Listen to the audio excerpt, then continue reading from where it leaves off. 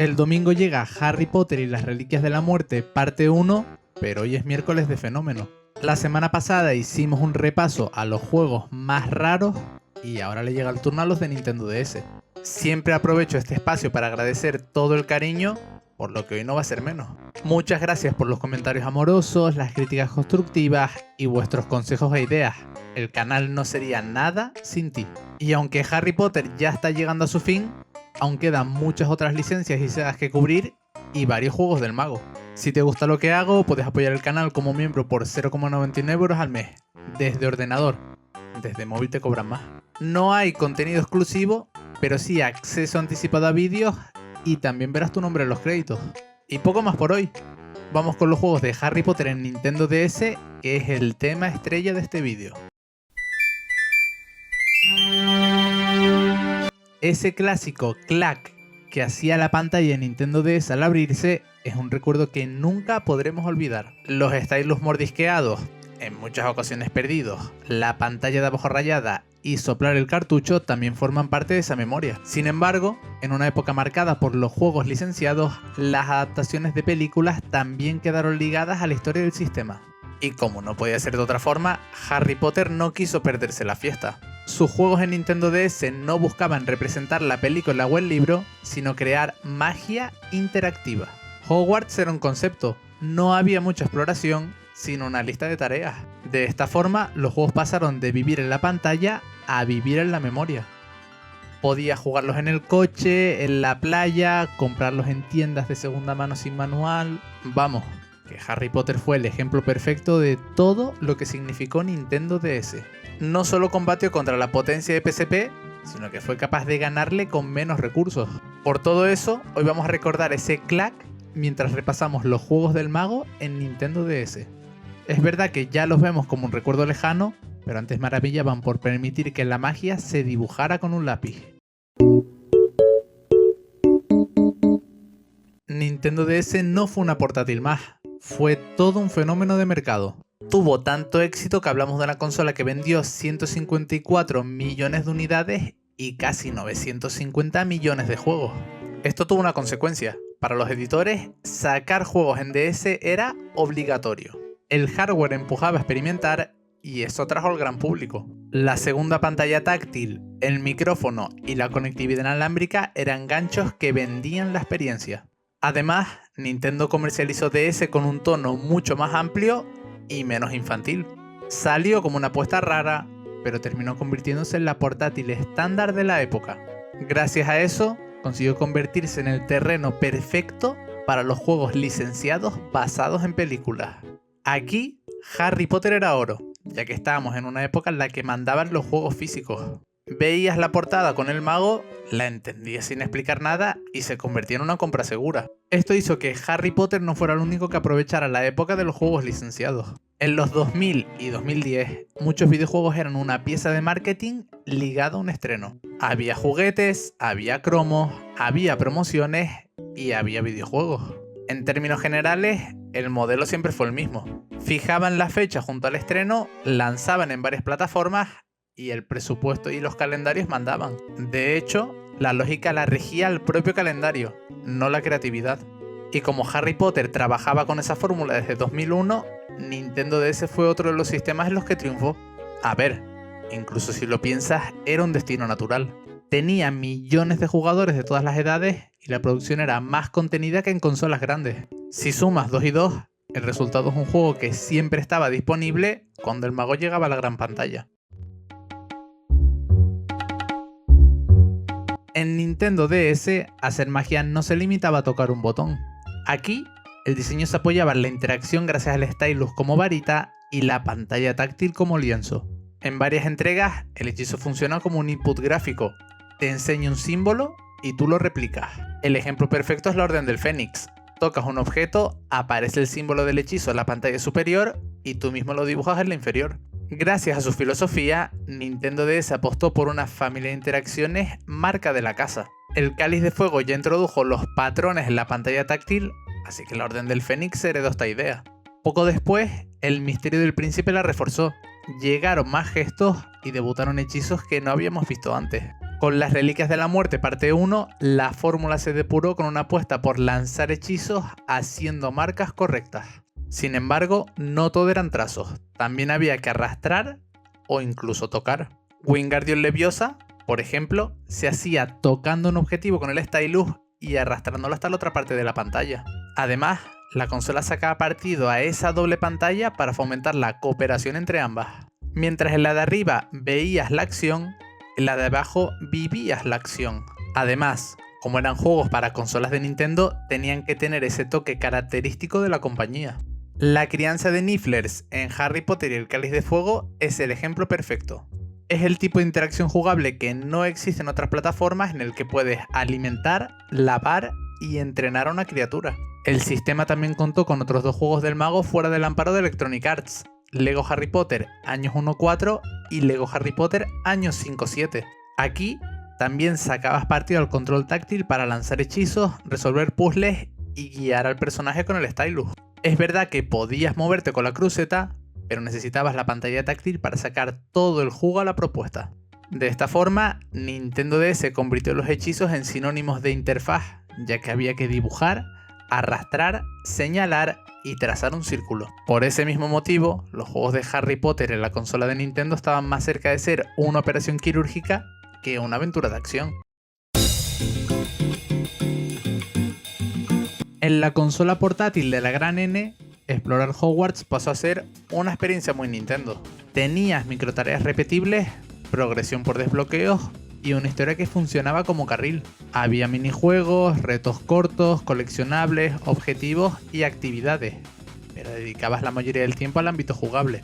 En la Orden del Fénix, el diseño se apoya mucho en encadenar misiones y actividades, 2 aspectos que te llevaban a recorrer cada esquina del castillo. En el Misterio del Príncipe se parecía más a un circuito cerrado de minijuegos, pocas actividades, pero siempre muy frenéticas. Cuando la historia dejó de desarrollarse en la escuela, no cambió la visión. Las cadenas de misiones se transformaron en una estructura de niveles. Nintendo DS tenía que contar la trama de una película y también su respectivo libro en una franja que duraba entre 3 y 6 horas. No hablamos de recorte de narrativa como pérdida de calidad, sino como método práctico. De hecho, un método basado en 3 conceptos. El primero, selección de momentos clave. Los niveles ya no buscan cubrir todo, sino representar los puntos más importantes de la película. El segundo, transiciones rápidas y poco espacio para lo cotidiano. Las historias carecían de importancia y las tareas repetitivas se llevaban todo el peso. El tercero, el tiempo narrativo se comprime. En los juegos licenciados, el modo historia suele ser corto y directo. Por eso mismo, hablamos de títulos que muy pocas veces superan las 6 horas de duración. El Cáliz de Fuego, que se produjo mucho antes de esto, se planteó como un juego de avance por niveles. La progresión era básica. Completas un nivel, pasas al siguiente y el torneo es la columna vertebral de todo. Vamos, exactamente igual que en las versiones para consolas grandes, en las que la narrativa también pasó mejor vida. En la Orden del Fénix volvió a la exploración y se apostó por la inclusión de muchísimas misiones secundarias. Estabas obligado a recorrer el castillo y de paso te despertaba la curiosidad por los minijuegos o los coleccionables.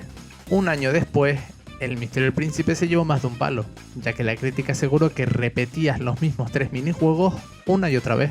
A diferencia de la entrega anterior, el argumento es una excusa para saltar entre actividades. Esto provocó que hubiera muy poco espacio para la narrativa y toda la actividad fuera completar tareas. Con las Reliquias de la Muerte parte 1 nos despedimos de Hogwarts, así que tocaba cambiar la fórmula.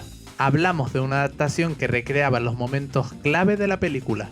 Mezcló partes de sigilo con partes de acción y construyó su fórmula en base a lo que vimos en la gran pantalla. En esta entrega, el recorte ya no se disimula con vida escolar, sino que literalmente ves una ruta de momentos conectados por misiones. Por eso mismo, cuando llegó las Reliquias de la Muerte parte 2 volvió a pasar lo mismo. Los objetivos repetitivos volvían a tener la voz cantante y optaron por adaptar directamente a la película. Eso sí, la intención era reflejar la trama final, así que el diseño fue todavía más directo. Poco después, la cosa cambió con las adaptaciones de Lego. Lego Harry Potter años 1-4 nos dio la oportunidad de volver a Hogwarts de forma clásica. El modo historia estaba dividido en 4 años con 6 capítulos por año. El caldero chorreante funcionaba como hub central y desde ahí accedías a cada nivel. En la época se dijo que era una forma de revisitar Hogwarts de manera divertida y con secuencias icónicas de la película. Además, también contaron con el humor de Lego y la visión tan particular de estos juegos. Por eso, Lego Harry Potter año 5-7 también terminó siendo un éxito. Adaptó los últimos libros, las 4 últimas películas y contó con nuevas áreas como el Ministerio y Godric's Hollow. Era similar a las versiones de sistemas grandes, pero con niveles más pequeños, puzzles diferentes y menos personajes jugables. De esta forma, podría decirse que Nintendo DS convirtió a Harry Potter en una lista de tareas. Había recados, había minijuegos y había misiones encadenadas cuando la historia pasaba a segundo plano. En Nintendo DS, el recuerdo va más allá de lo que pasaba en pantalla. Aquí importaba cómo la tocabas, la consola con forma de libro, el stylus perdido, la cruceta desgastada o la pantalla inferior rayada. Era hardware vivo en el sentido más puro de la palabra, uno que hace que la gente recuerde los juegos de Harry Potter como objeto y como ritual. Abrías el sistema, sacabas el cartucho, soplabas por si acaso y jugabas en cualquier parte. Además, los juegos de Harry Potter incluían duelos contra amigos y otras funciones que elevaban la experiencia social. Si hablamos de coleccionismo, no podemos decir que sean juegos muy buscados o muy caros. Si encuentras una versión completa con caja, cartucho y manual, ninguno supera los 20 euros de valor, incluso si están sellados. Esto se explica porque Nintendo DS es un campo minado de cartuchos falsos, así que los juegos originales suelen tener 2 vías. Si pertenecen a una saga tan conocida como valorada, suben de valor al instante. Si no es el caso, no solo no suben, sino que su importe baja y son accesibles para cualquiera. Por otra parte, el campo de la emulación refleja por qué los juegos de Harry Potter viven el típico problema de la consola: preservar la experiencia. La doble pantalla, el input táctil, el micrófono o las funciones multijugador son un auténtico quebradero de cabeza. A nivel cultural, la emulación sigue evolucionando con proyectos de la comunidad que añaden funciones. Sin embargo, Nintendo DS siempre abre un debate interesante. ¿Preservamos el juego o preservamos la forma en la que se jugaba? Además, elementos como la tarjeta R4 convirtieron a la consola en un nido de piratería. Esto no afectó tanto a las ventas de Harry Potter, pero sí ayudó a trazar límites sobre la preservación de los juegos. Cuando un juego desaparece, hay que estudiar quién tiene derecho a mantenerlo vivo y cómo puede hacerlo. Con los juegos de Harry Potter, el interés no solo es evidente, sino que lleva a muchos a buscar en 2026 cómo eran estos títulos 2 décadas atrás. Es verdad que emular DS es muy complicado, pero ayuda un poco a acercarse a saber cómo era la experiencia. A mediados y finales de los 2000, Nintendo DS competía contra PSP. No era una lucha justa, así que cada uno sacaba partido de sus armas: la potencia y la imaginación. En PSP, Sony presumía de tener una PlayStation de bolsillo que también funcionaba como dispositivo multimedia. La DS, por su parte, se veía como una consola accesible pensada para todo tipo de público. Y ojo, no podemos olvidar a Game Boy Advance, la representante de las portátiles más clásicas. Tenía partidas tradicionales, herencia 2D y continuaba la fórmula de antes. Vamos, que pronto sacará Nintendo DS durante un par de entregas. Sin embargo, la batalla se centró en PSP y Nintendo DS. En una licencia como Harry Potter, llegar a PSP significaba trasladar al campo portátil la potencia de los sistemas grandes. Eran juegos pensados para un público adolescente y adulto, razón por la que la narrativa se apoyaba en cinemáticas. En DS, en cambio, el valor residía en su condición de juego para todos los públicos. Además, eran títulos con una fórmula propia que, por norma general, no estaba ligada a las versiones de sobremesa. Por desgracia para Sony y Electronic Arts, el duelo solo tuvo lugar en 3 escenarios: el Cáliz de Fuego, la Orden del Fénix y el Misterio del Príncipe. Cuando las Reliquias de la Muerte parte 1 llegó al mercado, EA ya no trabajaba en versiones para PSP, cosa que también sucedió con la parte 2. Poco después, Lego Harry Potter cambió la dinámica. Era una marca transversal y tuvo presencia en ambas consolas. De hecho, Lego era el puente perfecto entre públicos. Cuando Harry Potter cerró su etapa principal, Lego apareció como un producto familiar para todos los sistemas. Así, PSP vendió la fantasía premium y la oportunidad de tener una consola en tu bolsillo. Sin embargo, DS fue un paraguas cultural en el que una licencia como Harry Potter tuvo importancia hasta el final de sus días. Sorprendentemente, la batalla no la ganaron los juegos más potentes y espectaculares, sino los más originales. De hecho, PSP no tuvo una historia muy larga con el mago, pero mejor la vemos otro día, ¿no?